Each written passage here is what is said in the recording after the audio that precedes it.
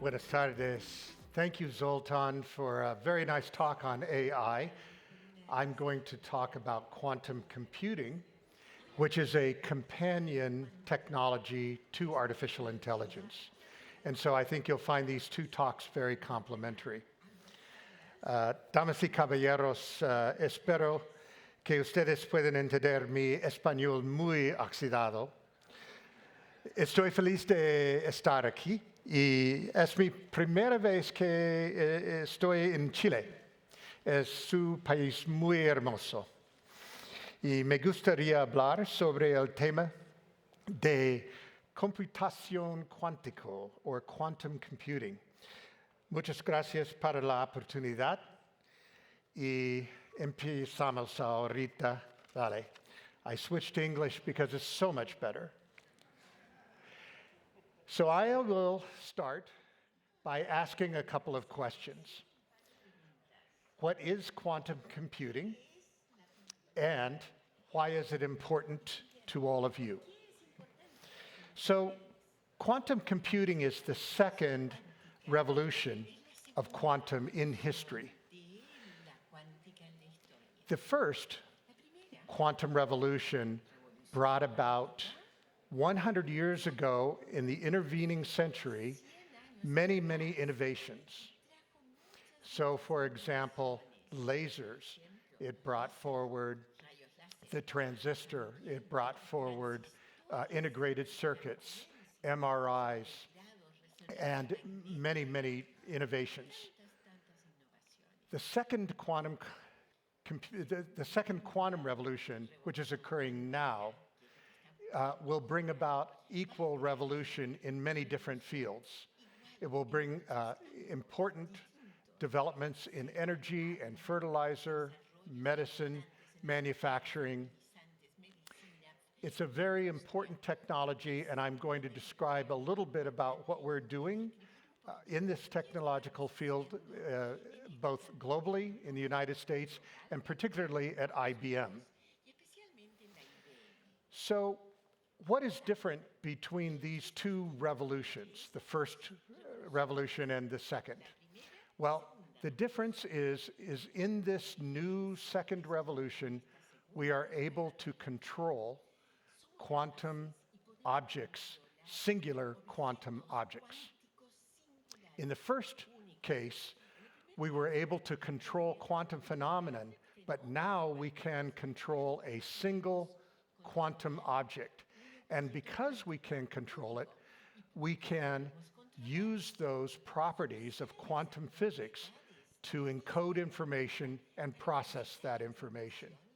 And this opens up a whole new horizon of computational capabilities. So let me describe a little bit about quantum computing. You all know digits, bits that are either 0 or 1, and they turn transistors on and off, and those are bits. In the quantum world, we have what are called quantum bits or qubits. And what's really incredible about qubits is that it can hold the both states of 0 and 1 simultaneously. Now, you might ask what's important about that. So let me give you an example. If I have 3 bits, it will have one value at any moment. It can be 0, 0, 0, or it can be 1, 1, 1, or it can be 1, 0, 1, but it has only one value at any moment. But if I have 3 qubits, now I have 2 possibilities times 2 possibilities times 2 possibilities for a total of 8. And it can hold all 8 of these values simultaneously. And for n qubits, I have 2 to the n. That's an exponential growth in the computational space that the machine can compute with. And that's why it's so powerful, because it scales exponentially in capability, and it allows problems to be computed that can't be computed digitally.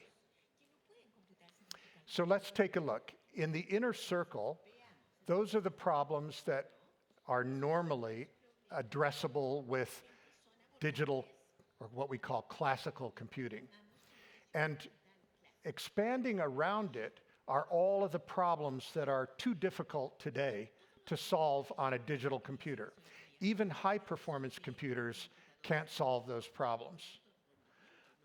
But with quantum computing, we expand that central circle into a range of problems that before were intractable, and then expand the range of possible problems to problems we haven't been able to solve before.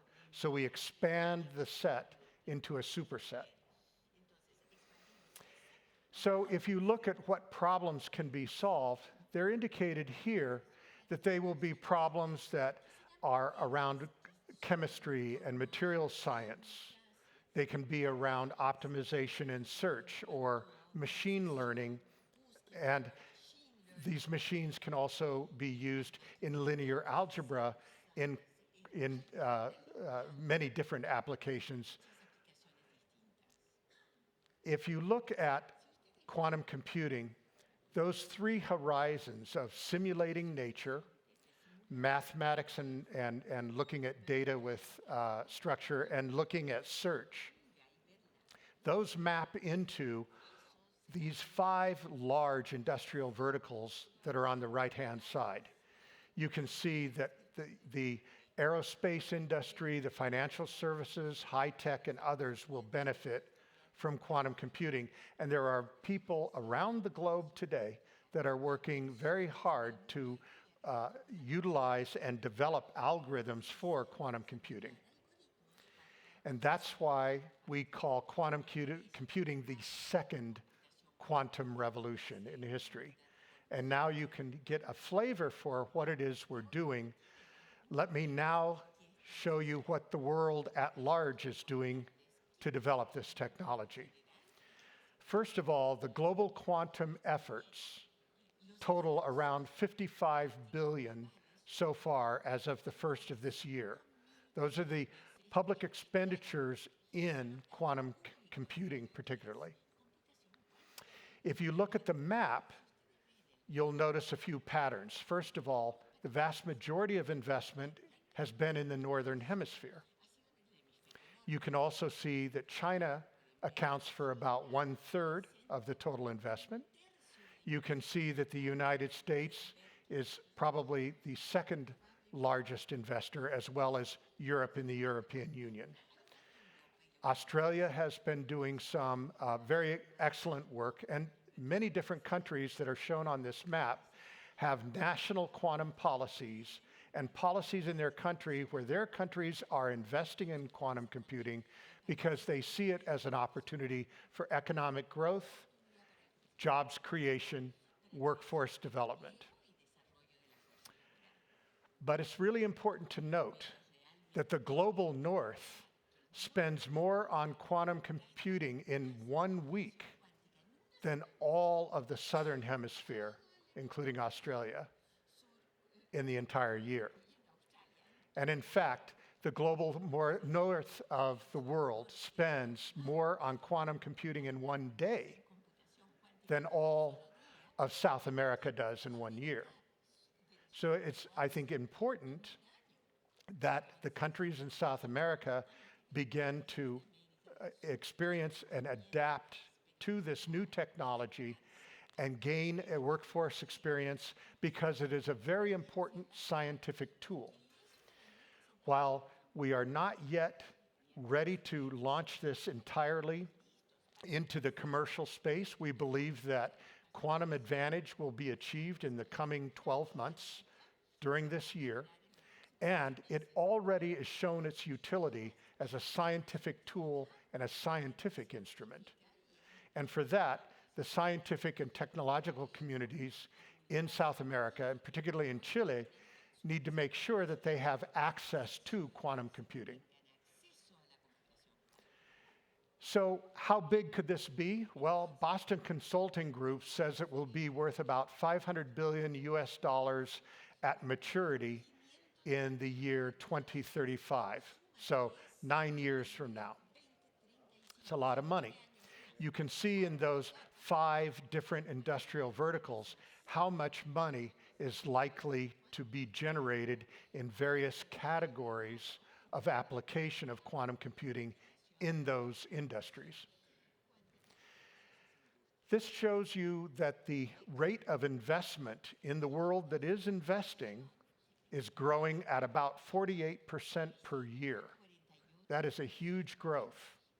And as I mentioned previously, about $55 billion total has been invested so far by all of the countries and companies engaged in quantum computing development.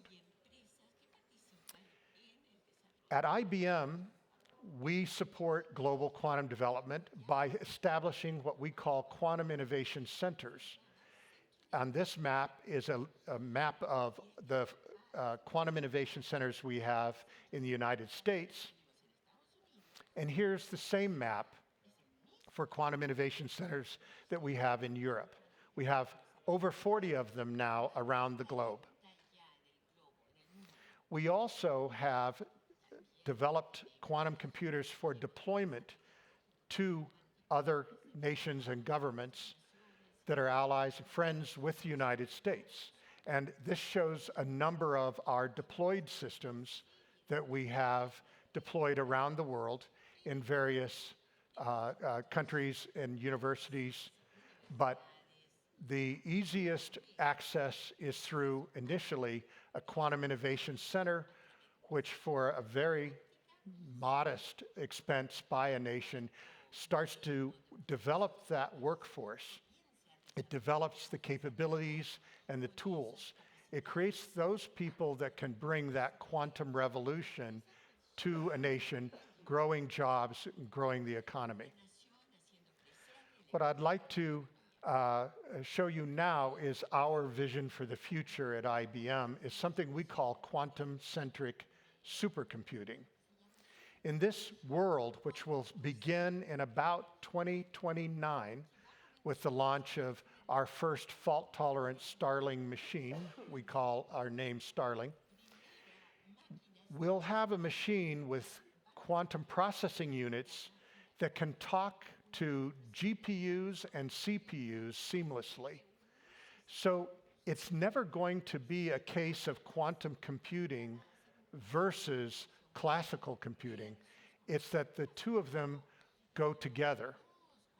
And in quantum-centric supercomputing, we envision that adjudication of problems and the handoff of problems back and forth between these machines will be the foundation for the future as we go forward. This is going to expand computation in general around the world. So I will end with these conclusions. First, quantum computing is a powerful new type of computation, and I hope that I've been able to show you a little bit and convince you that it's worth looking into. It uses the laws of quantum physics to do computation rather than digitally, and this opens up a huge computational space so that those computations can be performed. It's a technology emerging very rapidly, and experts estimate trillions of dollars of value will be unlocked using quantum computers. Unlocking that value, however, requires that a nation and regions develop an ecosystem. You need a workforce, you need researchers, you need industry to all work together along with the government to bring this technology to your nation. Without it, you don't have access to this tool, and that would be terribly difficult as time goes on to not have access to quantum computing. Large investments are being made by both the public and private sectors globally, and it is true that the Southern Hemisphere is somewhat behind, but it's not too late. Chile in particular can catch up. Having met a number of the young people here in my 2 days in Chile, I'm very encouraged, and I think that you have all the talent here, just in this room, of young people that can grab this technology and move it forward for Chile. So with that, gracias para su atención.